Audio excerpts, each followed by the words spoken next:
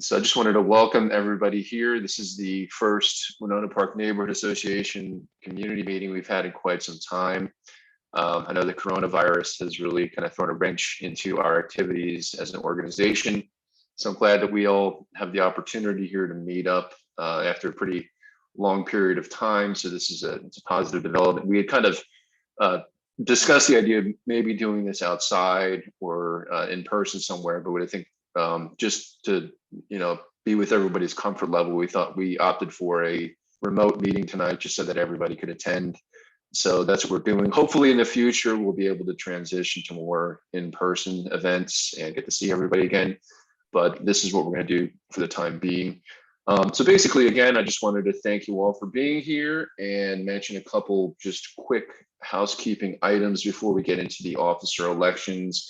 I wanted to let everybody know that after a very long period of time, we've gone ahead with a refresh of the Winnona Park Neighborhood Association website. I'd like to direct you all to visit that website. It's completely revamped, and you can visit that at WPNA Decatur.com. If anybody participated in the yard sale this weekend, we ran a registration through the website. So I encourage you all, when you get an opportunity, to go check that out. It's really amazing. It's quite an upgrade over our old site.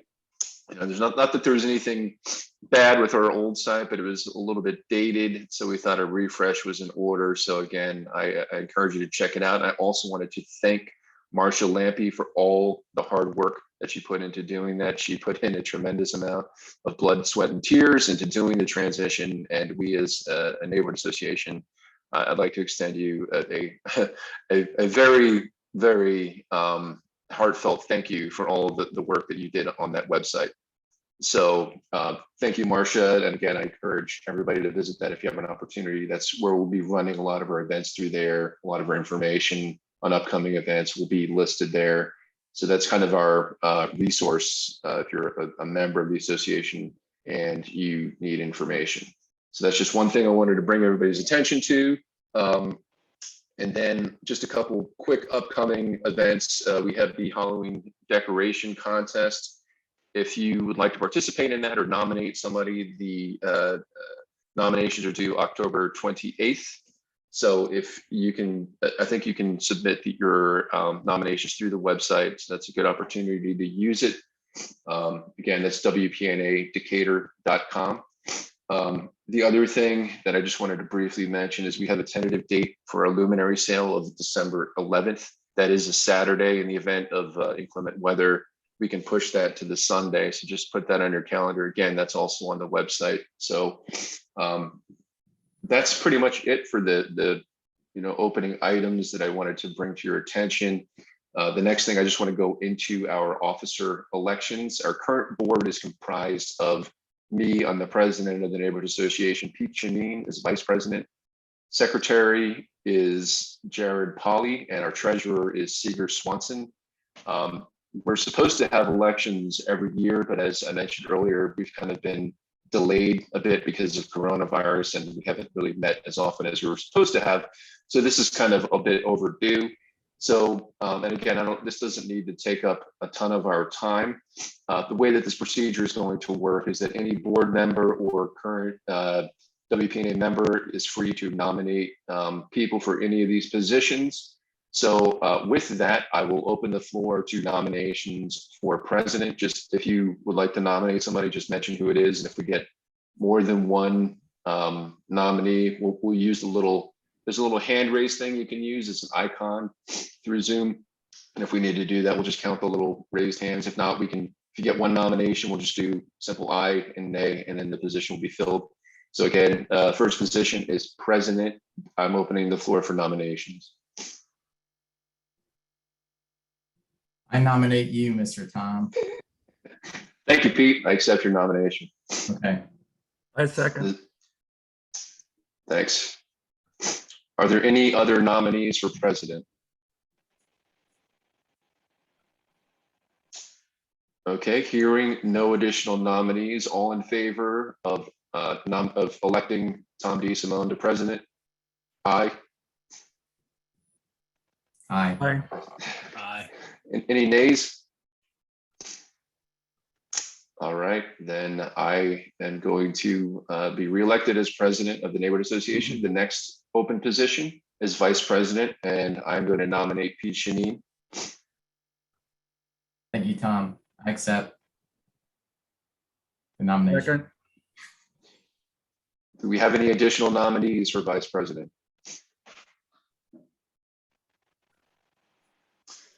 Okay, hearing no additional nominees, we'll take an aye vote on electing Pete the vice president. All in favor? Aye. Aye. All opposed? All right, Pete has been reelected as vice president. The next position is secretary. I'm going to nominate Jared Polly. I second. Are there any other nominees for the secretary position?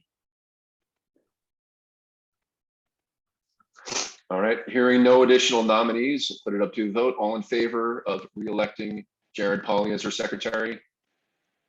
Aye. Aye. Aye. All right. All opposed? Hearing none opposed, Jared Polly will be re-elected as our secretary. Treasurer, that position is open. I will nominate Seeger Swanson as our secretary. Treasurer. I'm sorry, treasurer. Thank you. My bad. I second that. One hat is enough. I'll accept your nomination. All right. Okay, any additional nominees for treasurer? Okay, not hearing any additional nominees, I'll put it up for a vote. All in favor of re-electing Seeger Swanson as treasurer, say aye. Aye. Aye. All opposed? All right, hearing no opposition, Seeger Swanson is re-elected as our treasurer. So that was pretty quick and easy. We'll move on to the next agenda item, which is the treasurer's report, and I will turn over presentation to Seeger. Yeah, I'll just give a brief verbal report. The last time I gave a financial report to the membership was way back on May the 21st of 2019. Our cash on hand at the end of that report was $6,754.72. From May of 2019 to the present day, we had income of $10,222.65.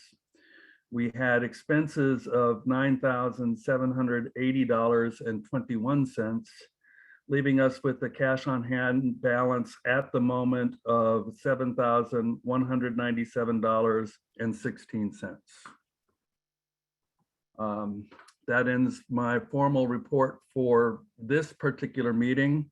Those of you who remember the in-person meetings know that I traditionally give far greater detail and also present an annual budget. And as we move into the next calendar year, I will do something similar with respect to putting together a budget for 2022.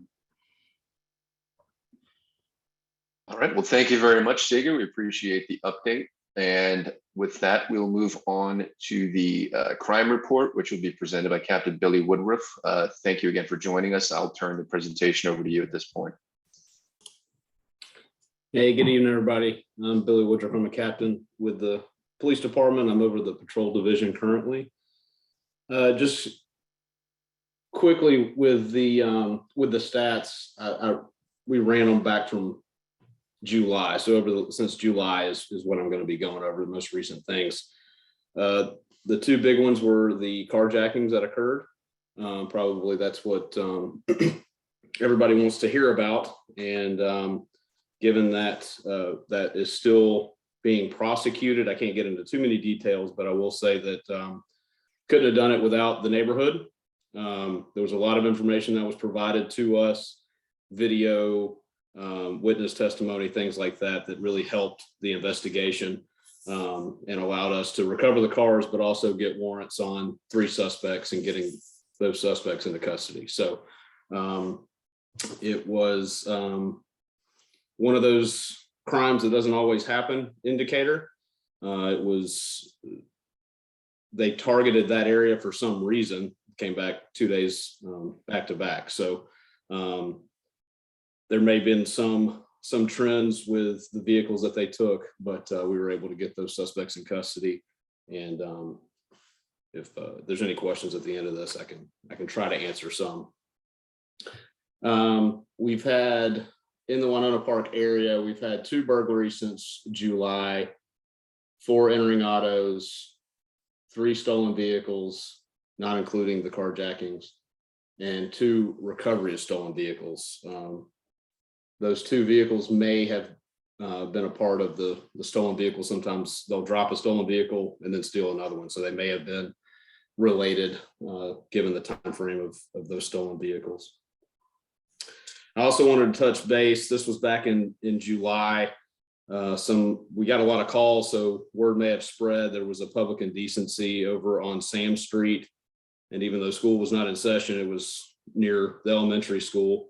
There was a nude male that was walking down the street. When officers made contact with him, he was having a mental health crisis.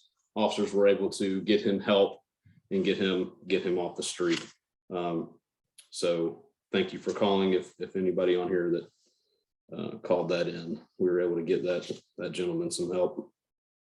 Most recently, I'm going to circle back to the Avery Street incident where there was a bunch of calls. There was 4 incidents, but most recently crime, we've had some AC units stolen. The first one was on, it was all off Kirk Road, near Kirk Road. Most recent one was off Wilburn Lane, and suspects were driving a U-Haul, and the victim, it was 2:33 o'clock in the morning. Victim heard his AC unit started making a weird noise, looked outside, saw some suspects cutting the AC units. The officers arrived, and then a few hours later, the suspects came back and actually stole 2 units. So we've had 2 incidents in your neighborhood of stealing AC units, and that could be attributed to contractors not being able to get some of the guts that are in AC units for other for other jobs, or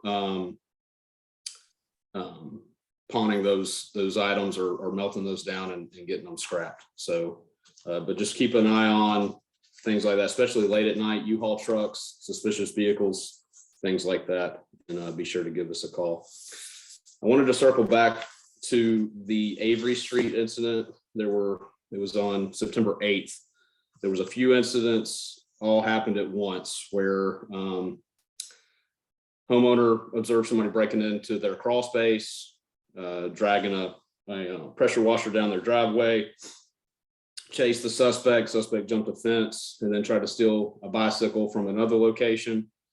There were 2 brothers that were at that location. One of the brothers saw it happen. They both went out to confront the suspect. Suspect charged one of the victims, and he was struck by the victim before being assaulted, and then ran before officers could arrive. He was able to get away. That suspect later came back that evening and stole another bicycle. The reason why I wanted us to touch base on that, because evidently there were some threads on the Winnona Park Facebook page.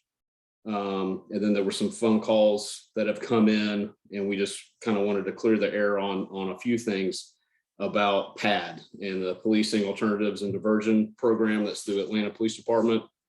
That is a City of Atlanta program. The City of Decatur does not participate in that program. It is completely run by APD. They're not able to take on any other agencies to get in on that program.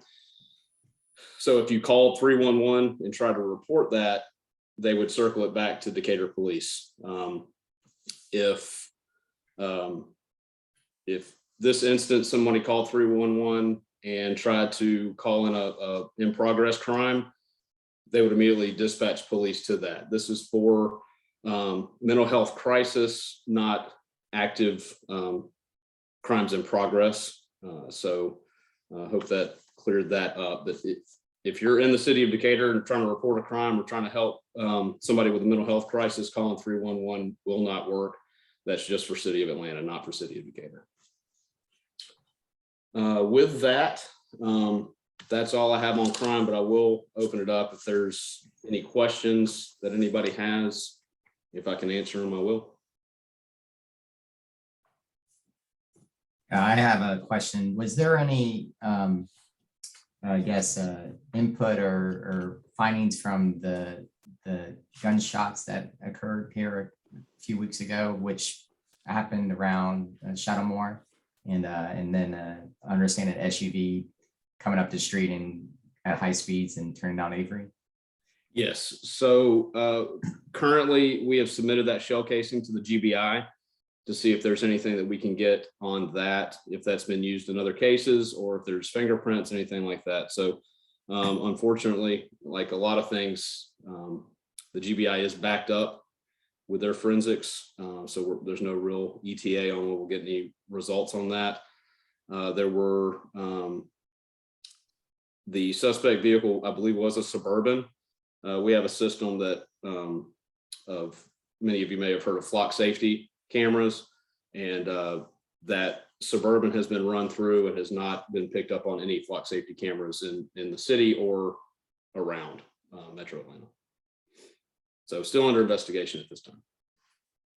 Have there been any other incidents like that in the city of Decatur that have happened recently? Yeah, we've had, without having that data in front of me, yes, we have had some shootings in the city of Decatur. Sometimes it's targeted, sometimes it's just random shooting. Okay. Thank you. Mm-hmm. I had a question about the, I guess, September 8th incident on Avery. Yes, ma'am. About that same time, there was some things that were happening here on Hilldale Drive. Do you know if that was related? I believe it all happened in the same day. Yes, there was, all those were related. And a lot of times when, especially somebody runs from the police, we set up a perimeter, and given the time frame, we start widening that perimeter as time goes on, that they can be jumping fences and hitting other yards. So that could have been it, but they usually officers are circulating the surrounding areas in the direction that the suspect was seen running.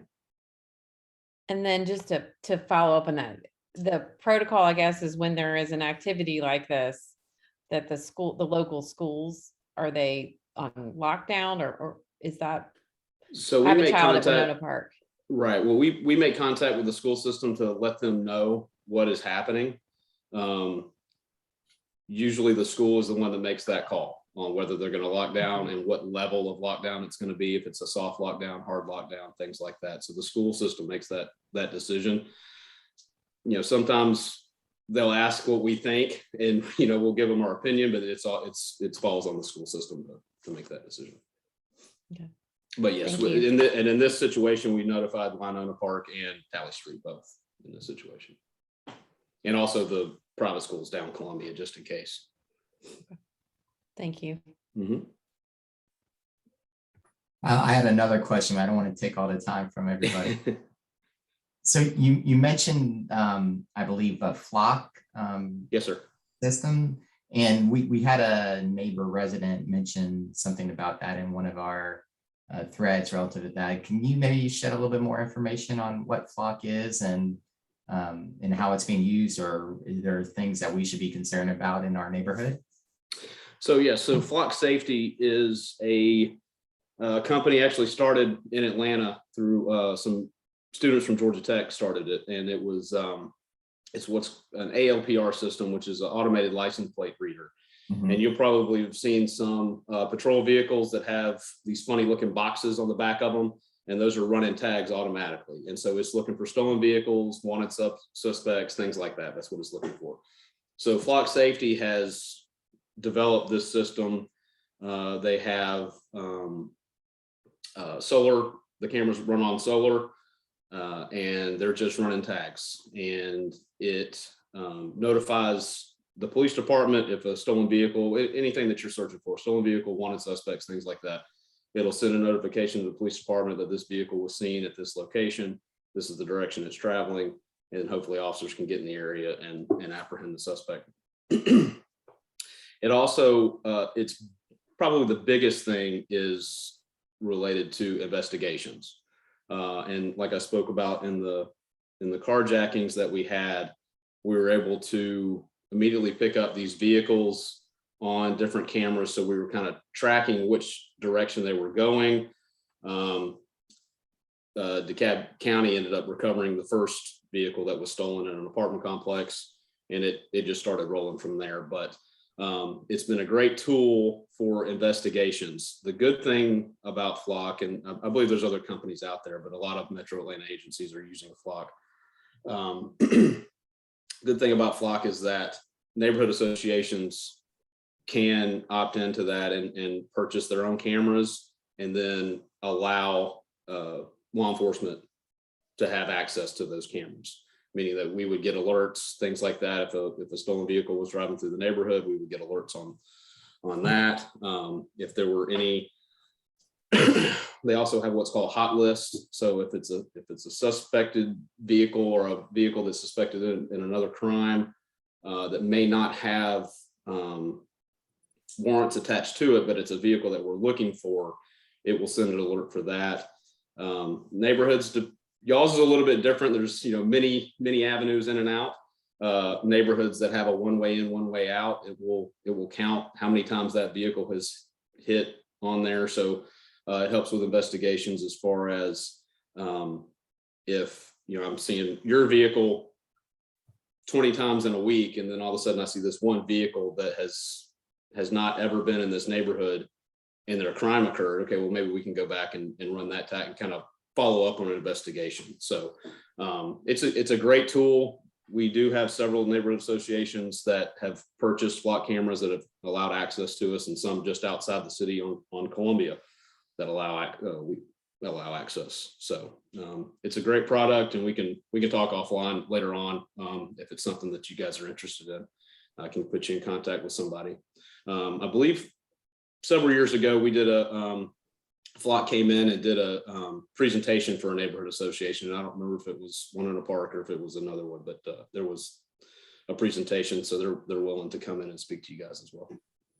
Yeah, you guys actually hosted one, I think, by the organization back at that time, and I attended that presentation, and then the executive committee, as it was comprised at that time, felt that with as many entrances and exits to our neighborhood as there are, that a stationary plate reader was just not cost effective for Winnona Park at that time. Do you know what the cost of the cameras is now?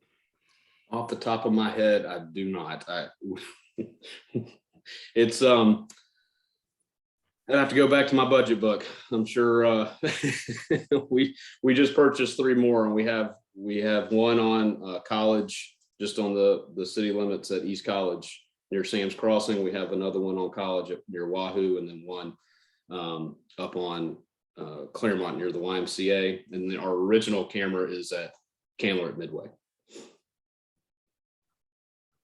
So we do have one in your area, and we do have another one that's just outside the city through a neighborhood association just down on Columbia. So we do have 2 that are kind of in your area, but it really does help, but it's all obviously cost, comes into it as well. Thank you. Yes, sir. All right, does anybody else in the audience have any other questions that they would like to bring to Captain Woodruff's attention at this point?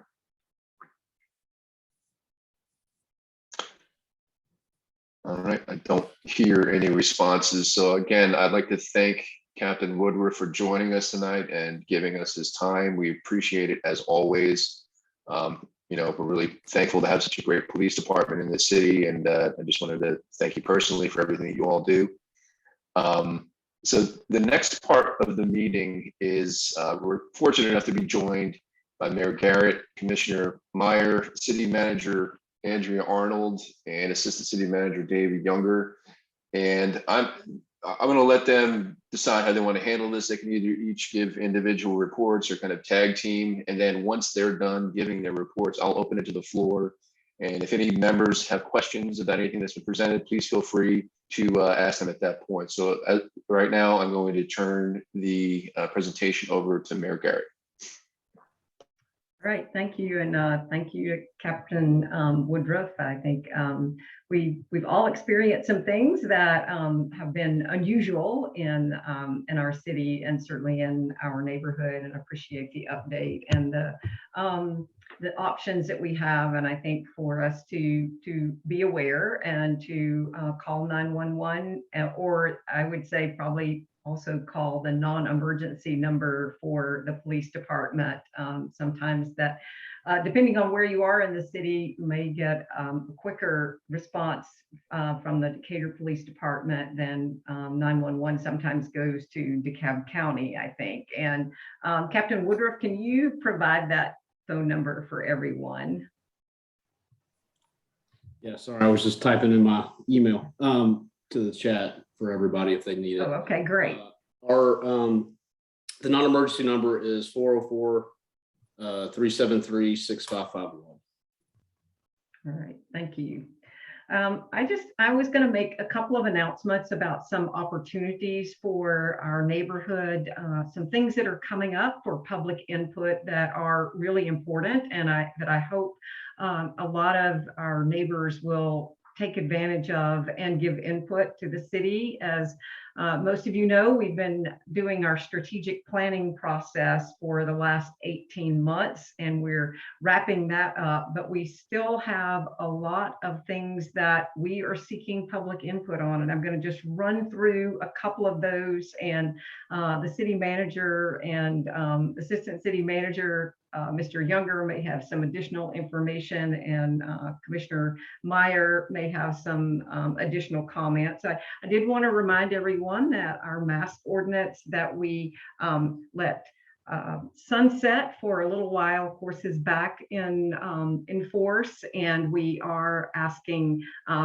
businesses to comply and for us to wear masks when we are indoors or when we can't social distance outdoors. I think the city has done a remarkable job in trying to keep us safe and healthy during the pandemic. And I think we don't get specific numbers on vaccinations for Decatur. We do get zip code numbers for the numbers of cases that we have. And I think our efforts have certainly paid off in terms of numbers of cases reported in 30030.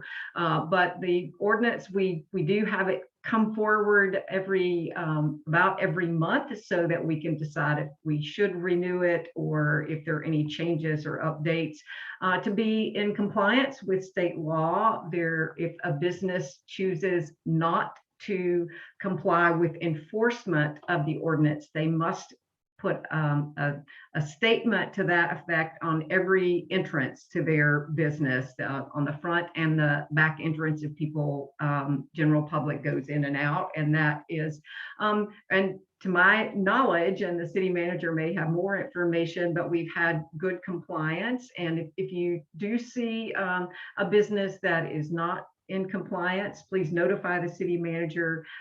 We send out typically our downtown manager to remind folks that we do have our ordinance in place, and if they are choosing for it not to be enforced, then they need to state that. So we've had a couple of businesses that have received visits and are now displaying signage. So I also wanted to let everyone know that on Wednesday, October the 13th, we will pick up our anti-racism speaker series will be from 6 to 7:30 p.m. Again, it will be online, and there will be a panel discussion with representatives from City Schools of Decatur, the city, the Decatur Police Department, and some residents and they'll be looking at the state of the city's institutions in terms of anti-racism efforts. And I encourage you to sign up for that and be a part of that conversation. We also have on, I'll try to do these in order of when they occur. On October the 16th at 2 o'clock at Legacy Park, we're going to have an invasive plant removal open house. So you can come, and it'll be through our contract with Trees Atlanta to help tame and take out some of the invasive plants that are on our trees at Legacy. We know that one thing that we want to try to do is maintain that canopy at Legacy Park, and that ivy and other invasives can really decrease the lifespan of trees. And you can also find out how to treat it at home as well, and the best ways to handle invasive plants. And I know we've had a lot of people interested since the city purchased Legacy Park as to how to help get rid of some of the invasives. And so you'll have the training opportunity, and then there will be additional volunteer opportunities with Trees Atlanta to come help get some of the invasives out. It's not going to be a one-shot and done, as all of us know. We've been over there, but it will be a continued process for really hard and heavy for for the first couple of years, and then we'll have that maintenance to do from now on. I think invasives seem to like our area a lot. We also have an affordable housing update that will there is an affordable housing update online. I encourage you to go and look at that. It's Decatur GA/affordable housing. As a part of our affordable housing efforts, there's going to be community conversations that are going to be held on October the 20th from 6 to 7:30 p.m., October the 26th at 11:30 a.m., and November the 11th from 6 to 7:30 p.m. And we're going to be having conversations about zoning updates in single family residential zoning, and looking at duplexes, triplexes, and quadplexes, and whether or not these could be ways that we could increase sort of the missing middle housing. And I'll just say that I moved to Winnona Park from Oakhurst, and there are a good number of embedded houses like that in Oakhurst. And I think a lot of times we don't even know that they are there, but we are going to have community conversations. The policies have not yet been created, so here's an opportunity for you to participate and to provide input before policies are brought forward to the city commission. So there'll be focused conversations on those zoning updates that we'll be taking a look at. And let's see, we have a tree ordinance update on Thursday, October the 21st. It will also be at Legacy Park. It'll be an open house from 4 to 8. If you've not had a chance to look at the tree ordinance updates, they are posted on the city's website. There's a lot of great information there, and there's a really good comparison chart on what is currently required versus what will be required under the proposed ordinance. So I invite you to take a look at that information, and please come and participate in that open house. So we will be passing an updated tree ordinance by the end of this year, and we want to get input from, we have input from our Environmental Sustainability Board. We've had folks come and give input at our city commission meetings, and we want to open this up to, we want input from the broader community as well. So I invite you to attend that meeting and find out about what's being proposed and how that compares to what we're doing now with our tree ordinance. And let me see if there are any other things. I believe we're going to have a clean energy plan open house on October the 28th. There will be more information coming out about that. It will also be, I believe, at Legacy Park. I don't have any details about that. Don't forget about neighborhood cleanup days. I think we are all happy to have that happening in Winnona Park, I believe, starting this weekend. I know I might have a few things put out by my curb, and wanted to ask people to contact Leanne Harvey if you have a hometown hero that you would like to nominate. We really like to recognize people, and especially during the pandemic, there are a lot of people that have worked behind the scenes and done things for friends and neighbors in our community that if you feel like they need to be recognized by the city as a hometown hero, please contact Leanne Harvey and she will give you the information in the form to bring that person's name forward for the process.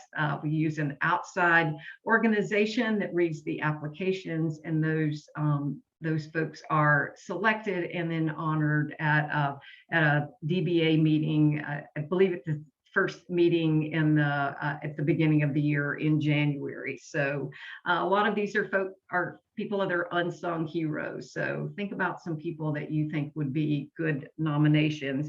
And at the same time, think about a business that you would like to nominate as a welcoming business. We've had several businesses that we've recognized as businesses that go out of their way to be welcoming. We've had, a bookstore, we've had a fitness center, we've had the mini mart in Oakhurst, so a wide range of different businesses, and you can nominate those through our Better Together board. So I think those were the announcements, and I do have a somewhat regular newsletter that I put out. I'm going to put all of these announcements in my next newsletter, and if you are interested in getting my newsletter, just email me at my city email address. It's patti.garrett@decaturga.com.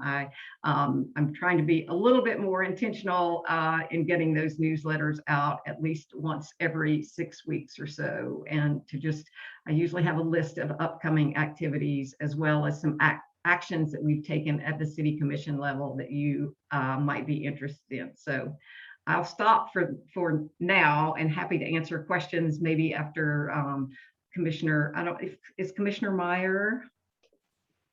I don't think she was able to make it, Mayor. Okay. I wasn't sure if she was going to be able to make it or not. So I will turn it over to the city manager, Andrea Arnold, and then we'll go from there. Thanks a lot. Thanks, Mayor. And thanks everyone for inviting us to your meeting tonight. It's so fun to see some familiar faces, and even if you don't have your camera on, I do see at least I see some familiar names.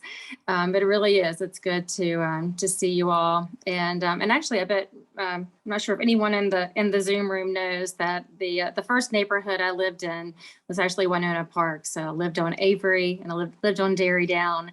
And now that I think about it, that was 20 years ago.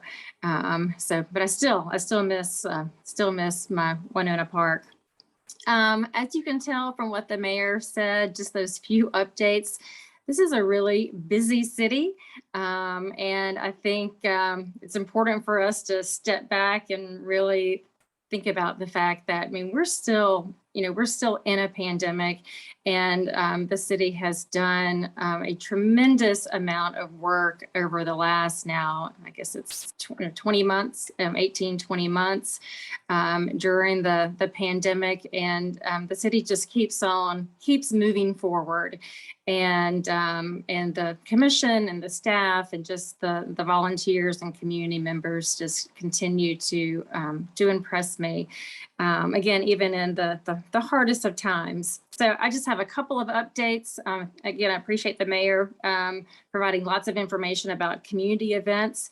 Since we have our police department represented here, I also do want to make sure that everyone knows that we are in the midst of seeking a police chief. Mike Booker retired earlier this year. He served the city for about close to 30 years. And finally, with me grabbing his ankles, he's still retired earlier this year. And so we are working on the recruitment.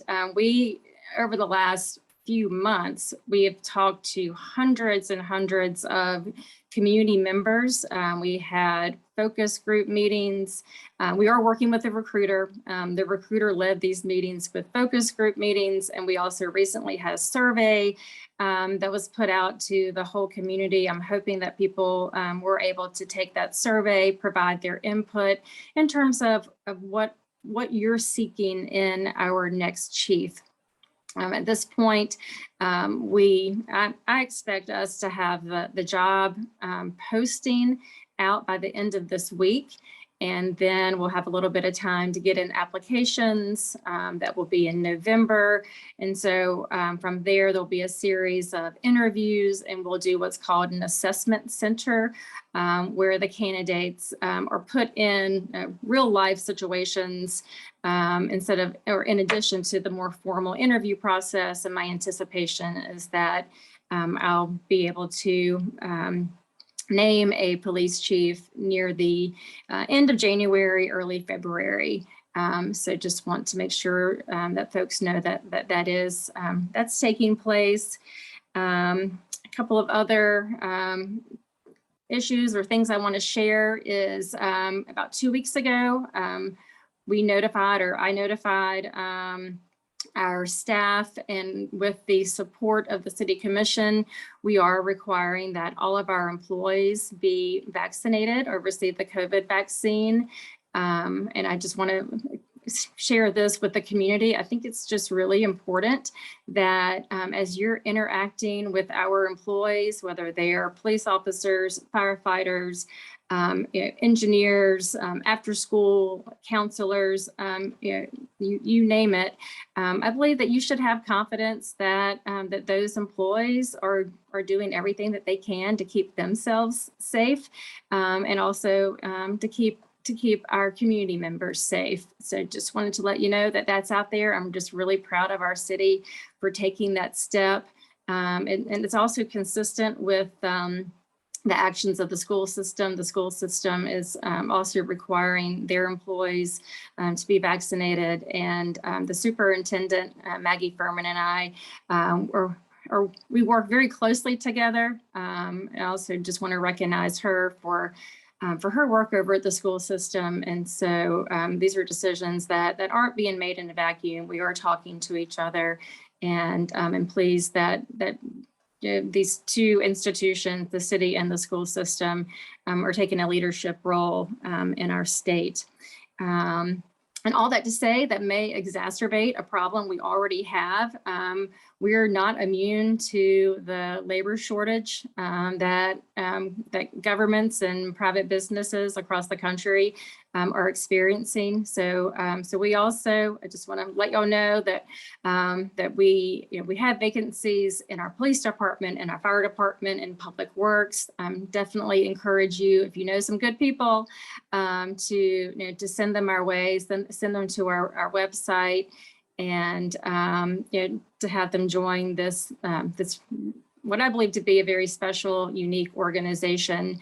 And but I do expect, I mean, we may lose people because of the vaccine mandate, but I certainly do hope that we attract people because they see that this is an organization that really cares about them and cares about their health. And so, but staff shortages also have real impacts on the services that we can provide to you all. And so we're doing everything that we can to minimize the impact on the community. But just know that that we're dealing with the same issues that other entities are dealing with as well.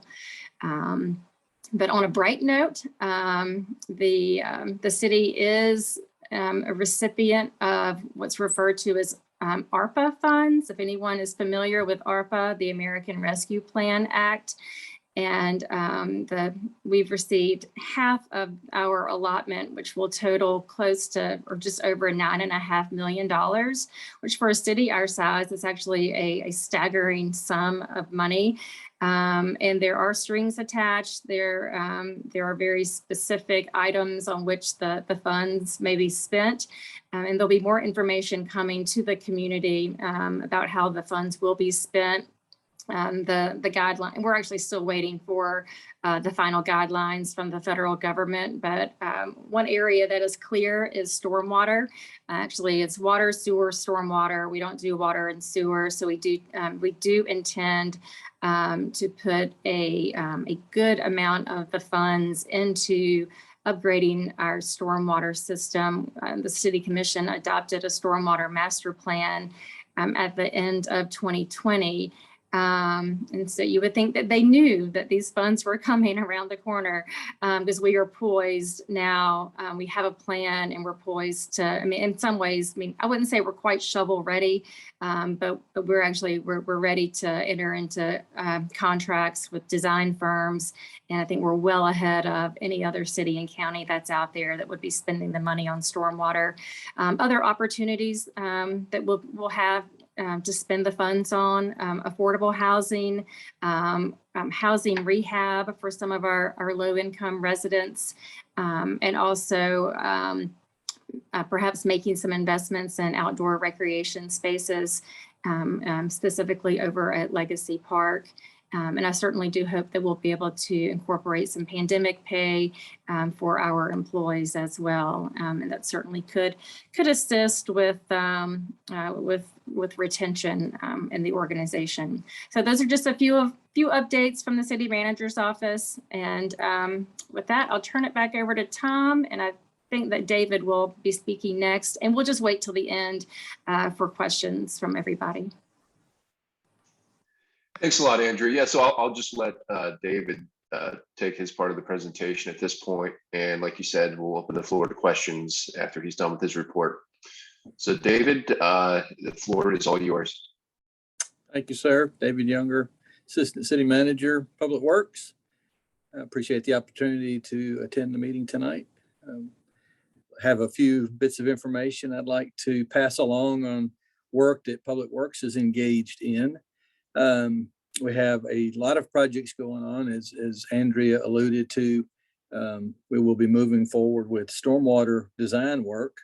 The projects that we'll be moving forward with first, none of them are directly in the Winnona Park neighborhood, but they are in the area. We'll be doing Park Drive, Brower Street, as they intersect with South Candler Street.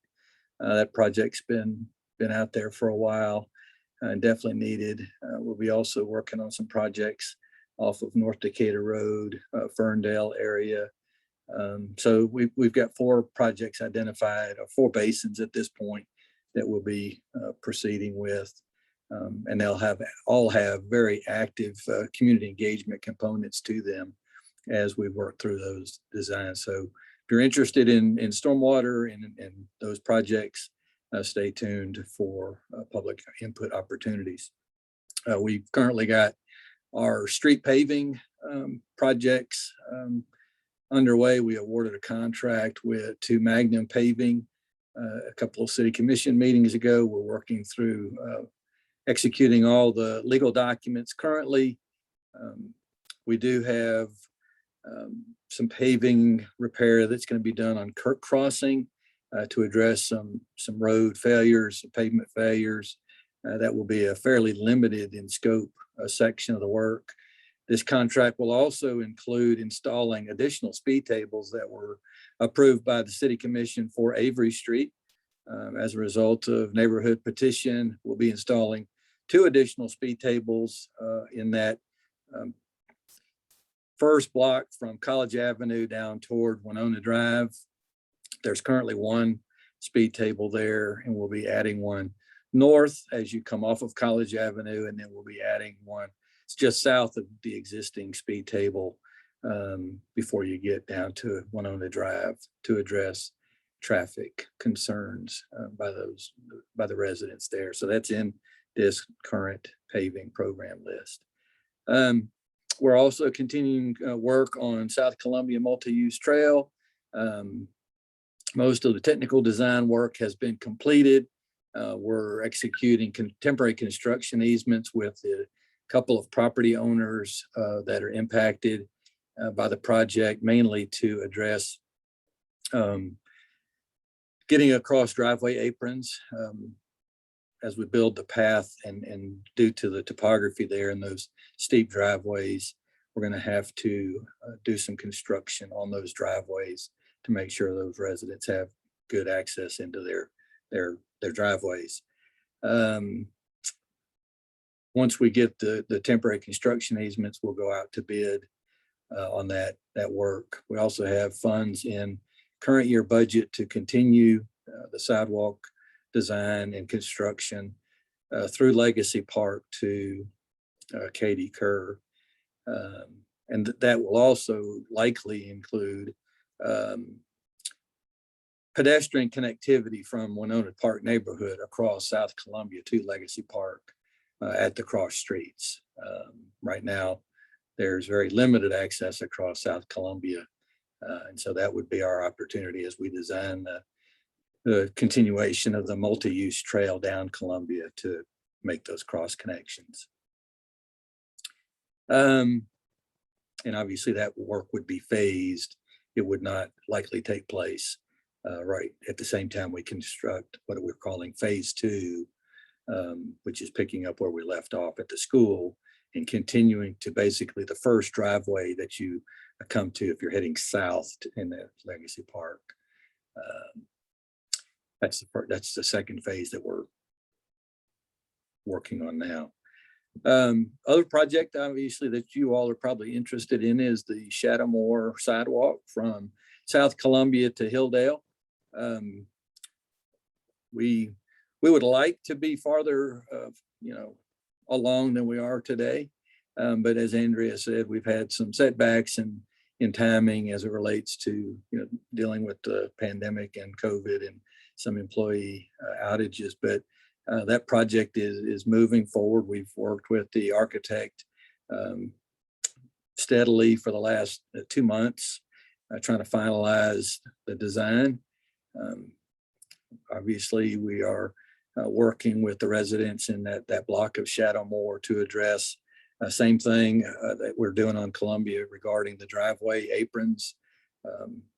When you build a sidewalk or a trail, we always want to make sure they slope toward the street and send that stormwater toward the roadway where we can manage it. And that creates some challenges at the driveway aprons where the driveways slope off or, fairly sharply or even slope upwards sharply. And so we've worked through those details. We've also worked closely with Kay Ivanovich, our arborist, on impacts to trees. We are doing everything we can to save as many trees as possible. With that being said, there will be tree removals. Most of the trees that will have to be removed are sweet gum trees. Some are in declining state of health. And so, they're at their end of their life cycle as we are working through that.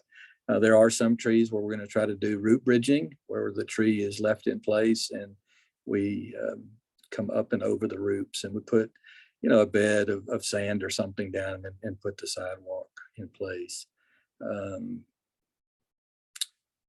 Most of those details have been resolved and worked through.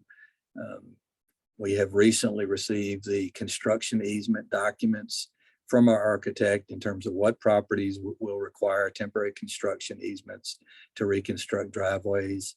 Now that that's completed, we'll be setting up one-on-one meetings with those residents, as well as communicating with the greater public, and we'll be disseminating the information about the final design and design elements out via our Decatur Makeover page, Decatur Next page, city page, as well as city website to try to share the information about the final design. I will say that the final design is consistent with the concept drawings that were developed a year and a half, 2 years ago with the neighborhood. So if you came to any of those neighborhood meetings and reviewed the concept plans, the final plan that we've developed is consistent with that, with some minor tweaks, but we will be sharing that in advance of taking it back to the city commission for final approval on that design. We anticipate, our goal is to have that before the city commission at their November 1st city commission meeting. So right around the corner. And so we'll be getting this concept, these final designs out to the community, hopefully by the end of this week for you all to review and provide any final comments if you have any. Once we take that to the city commission on November the 1st, we'll be continuing to finalize the bid documents, the details in the bid documents. At the same time, we'll be executing the temporary construction easements with all the property owners where we need that. Hopefully that will go smoothly. If there was a resident that did not want us to do any work on their private property, that would be a different process that could possibly delay the work. I don't have any sense that that's the case today. We've had really good communication with all the residents in that block. And we've had frequent communication with them. As you all know, a few weeks ago, we implemented the temporary pedestrian walkway to try to address the ongoing safety concerns on walkers to Talley Street School, as well as people walking from Talley Street towards, say, Winnona Park and other areas of Decatur. And so, we've installed that temporary walkway, and we did not do that without speaking with all the residents in that block, but on both sides of the street, to let them know what we were doing. And it seems like everybody is supportive of the permanent sidewalk project, and really, obviously just wants to see us get that done. And we agree.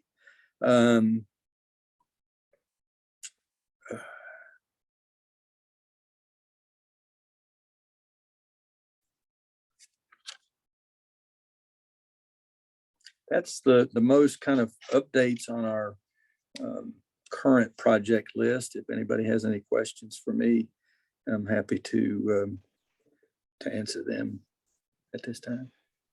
So David, I'll open this up. So if anybody in the membership has questions for Mayor Garrett, Andrea, or Dave, you can please feel free to ask them now. We'll open the floor to those questions. I have a question. I live on Kirk Crossing, and there's obviously been some pavement issues in the past couple of years. You did say there was going to be limited paving here on Kirk Crossing. Was there any final decision of what was going on and why we're sinking over here? No, ma'am. We've worked with DeKalb County over and over and over to address failures around, above their infrastructure. Sometimes we are successful in getting them to take responsibility. Sometimes they unfortunately wait until there is a real problem to address issues. But we really work hard, and sometimes we get as frustrated as you all about that. We have been out there. They have television, TV'd those lines. They have communicated that there is no failure in the water or sewer. I know that it's been many years now. There was a major water line failure over there, and it's not uncommon that when you have water leaks like that, soil has to go somewhere. Right. And so oftentimes you won't see the result of that damage until years later. And so I suspect there's some of that. So after we fight the battle for as long as we can, the city is responsible for the roadways themselves. And so we we're taking responsibility for, making that we will, cut it, dig it out, make sure the sub-base material is what it needs to be, pack it, and then we'll repave it. I don't Okay. believe we're addressing every single failure. I know there's some issues around the utility covers in the cul-de-sac. We're still working through that with DeKalb, because they were, at one point they had a project to repair the ring and the lids around their infrastructure. So what's on the docket right now for City of Decatur is just to, the part that's sinking is to cut it out, dig it out, repack it, and repave it. Is that what I heard correctly? Yes, ma'am. Okay. All right. I'll just pass the word on because I know we're all worried we're gonna fall in. Okay, thank you. You're welcome.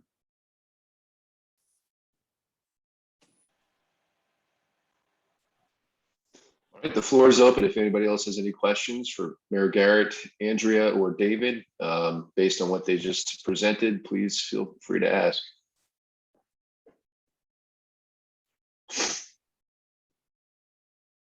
I didn't talk about it Hi. much. I'm sorry, go ahead, please. I'm sorry to interrupt you. This is Todd Poole. I have a quick question. Can you give us a more specific date on when the Legacy Park sidewalks will start being built? Mr. Poole, we'll need once and I don't have the file in front of me regarding, I'm not sure who all has executed the temporary construction easements. We'll get that completed hopefully within the next couple weeks. Hopefully we don't have any issues there. We had two properties that we were kind of challenged in getting those temporary construction easements on. One of them has since, so I think actually we've had two property owner changes at this point. And so that was our holdup. And now that we have owner information for the new owner, we're working on getting those executed. And we would bid it, and that would, I know the meeting's being recorded, so I'm trying to be clear about what kind of date and time I put out there, because I can tell you that they are top of the list. Now, so just to kind of give best estimates, our bidding process for a project of this magnitude, because it's over $100,000, requires us to comply with certain procurement laws. So it would have to be advertised for no less than 30 days. We'd have to put advertisements out twice, and then we have a pre-construction meeting and take bids, review bids. So I anticipate we could probably try to get something. I'm going to look at Mayor Garrett and Andrea Arnold when I say this, awarding something in probably February or March at the earliest. That would be, if we were, aggressive and everything kind of fell into place, possibly getting that awarded by then.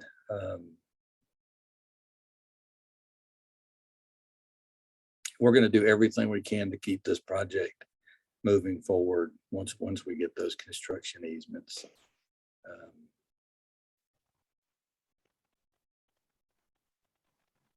David, you have a hand up.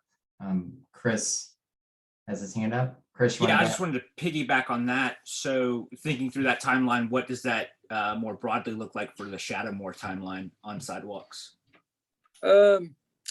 So November 1st, if we take the final design, again, we've got to wrap up the bid documents there. It's probably going to be fairly consistent with Shadowmoor. So like a March, April groundbreaking timeline? I could see us being under construction in that time frame. Keep in mind, the same people that are working on this project are the same ones working on the stormwater master plan. same people that are overseeing the paving project. Not making excuses, I'm just letting you know. Yeah, we definitely understand the tasking for sure. I just wanted to, because I know that question will come up like, hey, what's the timeline on this? So just as long as we can stay consistent and connected and understand that it's continuing to progress, and I think it keeps people connected to it. So thanks. And we'll push, I know, again, they are our highest priority projects.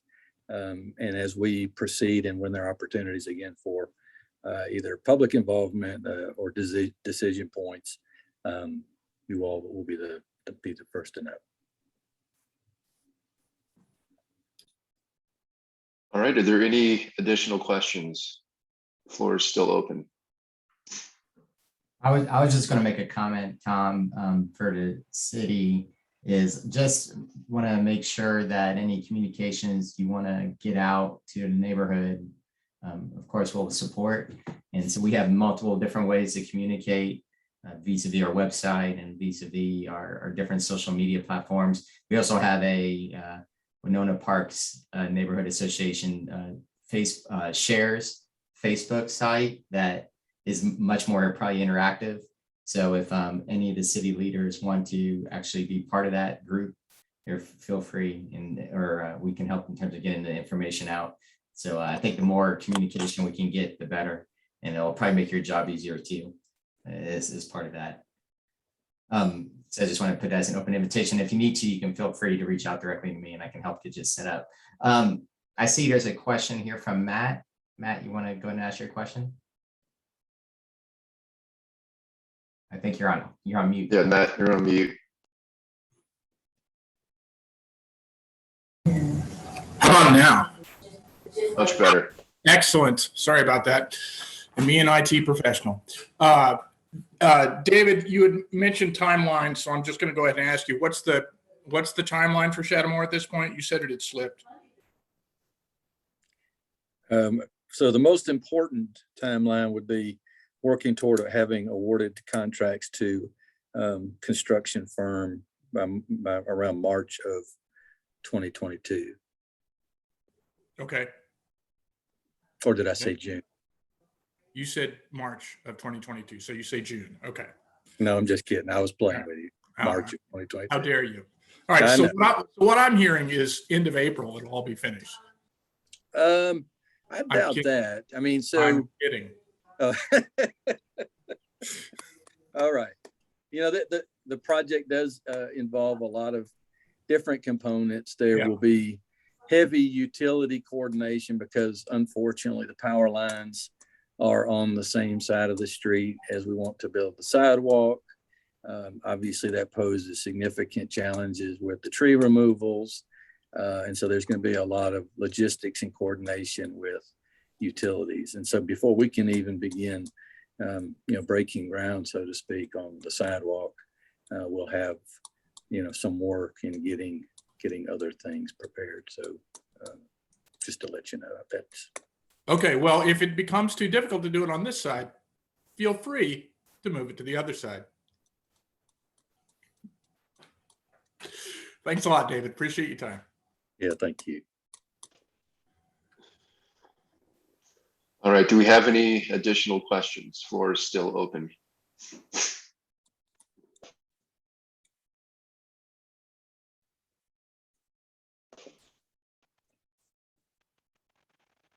All right, it doesn't look like anybody else. So either speak now or forever hold your peace. And it doesn't look like anybody else is stepping in. So before we move on to the next agenda item, I just wanted to thank Mayor Garrett, David and Andrea, our elected officials and our city employees do so much to make Decatur into the town that we all know and love. And, I just wanted to let you all know on behalf of WPNA and the community that we appreciate everything that you do. And we're, very pleased that you're able to join us tonight and give us some of your very valuable time to update us on what's going on within the city commission and at the mayor's office. So thank you all very much. Thanks, Tom. If I could make a quick comment to remind everyone that we have elections happening in November. I believe tomorrow is the first day of early voting. I think that's correct. City manager may can check on that, but we do have, we have some, we have city school board elections, we have city commission elections. There is also an East Blast that is really important for funds for both DeKalb County and City of Decatur schools for capital funding, as well as the modified senior tax exemption that would go into effect when the current one sunsets and would last for 2 years. So I encourage everyone to please make sure you vote. And our city clerk is looking for volunteers to assist with the election. So we have a lot of great folks that volunteer in Winnona Park. And so I encourage you to reach out. You can reach out to Miss Arnold if you are available to help with the city elections on election day. So just wanted to remind everyone it's important to vote. Thanks a lot, Mayor Garrett, and I'll echo that. Make sure that you vote. Your vote matters, especially in these elections. A lot of what the commission deals with are local issues that will probably impact you a lot more than stuff at the federal and state level. So make sure you exercise your right. So the next thing, before I go into the final agenda item, I just wanted to recognize two members of the WPNA who are here with us tonight, who are not elected board members, but they are on our committees. The first one is Julie Brody, and she is our communications director. And the reason why you probably found out about this meeting is because of her. She manages all of our Facebook accounts, all of our listservs. So she does an excellent job informing the community about the things that we're doing. So I just wanted to thank her for all the work that she's done, because it is a pretty heavy lift. And on behalf of the board, I wanted to thank her for all the work that she does. And the other person I wanted to recognize is Amanda Schroeder. She is our social director. And if you've been to any of our social, I know we haven't had many lately, but in the past, she has been instrumental in helping to organize those and put those together. So I also wanted to thank Amanda for all the work that she does on our social events. And that also kind of transitions into our next topic. And before I get to that, I just wanted to turn it over to Pete really quickly, because we do have a number of committees that we are constantly trying to staff, but we don't have the volunteers necessary to do that. So if anybody here is interested in serving in a committee position, please reach out to us, and I'll just let Pete give a quick overview of some of the committees that we have and maybe some of the opportunities that are available for volunteers who might be interested.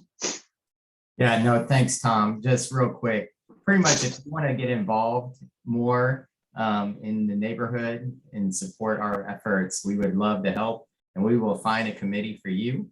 If you want to lead a committee, we have the opportunity for that as well. I think the biggest ones tends to be around infrastructure and zoning and community updates. So we get a lot of inquiries about what's going on here. And so those are great opportunities. If you want to, if you're already reaching out to the city on these issues, why don't you be part of the association committees or lead that to help with that? So we could appreciate that. We could use the help. Also on the social side of things, we have a lot of opportunities. Hopefully in this post-pandemic world, we'll eventually get to actually do more out in person. So great opportunities there. And that's the best way to get to meet your neighbors and know each other, is to get involved with some of these committees. So if you have any interest at all, really there's no amount of work that's too small. Reach out to any of us that you may or may not know, and we'd be happy to get you involved. And trust me, it's never that much work, I promise. I just wanted to give a recognition to Stephen O'Connell, who mentioned that we should start a hang out and drink beer committee. So if you want to be the committee chair of that committee, then it's all yours. But anyways, so that again, transitioning to the next agenda item, is we have not done as many social events as we'd like to because of coronavirus, but we're hopefully moving past that. We'll be able to do more social events, and we've been speaking internally about potential social events. The last major one we did was the Atlanta Saints game that we did at the Winnona Park Elementary School field. That was a really good turnout. We had Dogtown Franks there. The weather was great. The Falcons won. So I mean, it was, everything really worked out very well. So we're trying to do more events like that. One of the things that we've discussed as a board is potentially maybe doing an event at one of the local breweries, specifically maybe Three Taverns, because that is a Winnona Park area business. So that would make a lot of sense. So, we're all ears. If anybody has thoughts on that or suggestions about the types of events you'd like to see. We did one a while back at the old Double Dragon, which is no longer in business here, but there was a community dinner type event where all Winnona Park Neighborhood Association members were invited, and there was a bunch of appetizers that were served, and it was a good chance to meet everybody. I mean, that's really what we're focused on here. Is we're a neighborhood, and we like to try to provide opportunities for you to meet your neighbors and do things together socially. So hopefully now that the coronavirus is, phasing out, fingers crossed, right? Might actually be able to do some more social events and get to see each other in person. So, we don't have to decide what we're going to do right now, but if anybody has any thoughts as to the type of events that you would like to see, feel free to reach out to us. And again, as I mentioned, Amanda Schroeder is our social director. So if you have something that you'd like to propose to her, please reach out to her. I think she just sent her email out to the group. You can reach it to her directly. You can reach out to the board. So I'll turn the floor over if anybody has any ideas they'd like to discuss right now about social events they'd like to see, or if they have any thoughts on potentially doing an event at Three Taverns. Obviously, if we do that sooner rather than later, we'd probably try to do that outdoors. I know they have a nice kind of patio area out there as opposed to indoors. We're trying to, make sure everybody has a good comfort level, and you don't want to. I know a lot of people are still skeptical about going indoors and doing indoor dining events. So, if we were to do something like that, we try to plan something outdoors. But anyhow, I will turn it over right now. If anybody has any thoughts on that event, or if they have other suggestions, please let us know. And if you don't feel like talking about it now, you can always reach out to the board by email, or you can reach out directly to Amanda.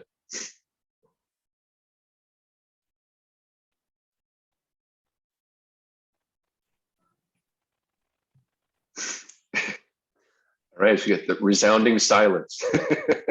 Okay, so like I said, if you all have ideas, please reach out to us via email. So that should end the meeting tonight. I don't think we have any additional agenda items. Again, I'll open the floor once more if anybody has any final questions, any items that they'd like to address that we didn't already talk about, or if you want to follow up on something that was already discussed, please feel free to do so now. Hey, Tom, I had a couple of things. Just a quick reminder. So trash pickup day is next Saturday. Is that right? Winnona? So, okay. So that means pick up what's in someone's yard on Friday night. Is that typically how it goes? Yes. Okay. So I just want to remind folks about that. The decorating contest, the deadline for submissions was what day? October 28th. All right, we're cutting it close to the wire. Well, all right. We want to give everybody an opportunity. There's always some last minute decorators, so we want to give them an opportunity. I'll go ahead and ask for I know we may be short on folks, but if we could get some assistance with some presents on Halloween, it'd be awfully appreciated. We expect that Avery is going to be pretty crowded this year. That's my expectation. We was more muted. So if there's any opportunities from the city there, we know we're not closing streets, but that would be greatly appreciated there as well. That's all I had on my end. So, thanks, Pete. So Julie Bailey asked me a question and I don't know the answer to it. So I'm going to ask it here. Do we have block captains? I don't think so. That's not something that we've had since I've been with the organization, but I mean, that's obviously something we could look into and appoint those if that's what we'd like to do as an organization. We do. on the Oldfield side. I'm not sure if it's just Oldfield Road, but I know that area does. Okay, yeah, we'd be definitely open to that if people want to appoint block captains, and that's something we can definitely do. Okay. Well, we can work on how we can facilitate that. I mean, I know there are some like unofficial ones. I particular, I know my side on Dairy Down, there's some people that act in that role, but I don't know that they've been deemed the official block captain. Yeah, we kind of have to figure out if it's more of an informal or a formal type thing, but we're definitely open to it. Okay.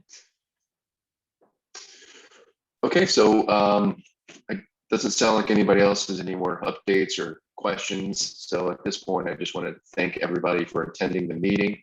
I'd like to thank Officer Woodruff, or sorry, Captain Woodruff, and our mayor and our city employees who joined us today and gave us their updates. So again, hopefully in the future, we'll be able to do this face-to-face as opposed to remote. Again, fingers crossed, or is double fingers crossed, like cancel it out. I forget how that works, but anyhow, thank you all for joining us, and I hope you all have a wonderful evening, and it was good seeing everybody. Thank you. Thanks, everyone. Thanks. All right.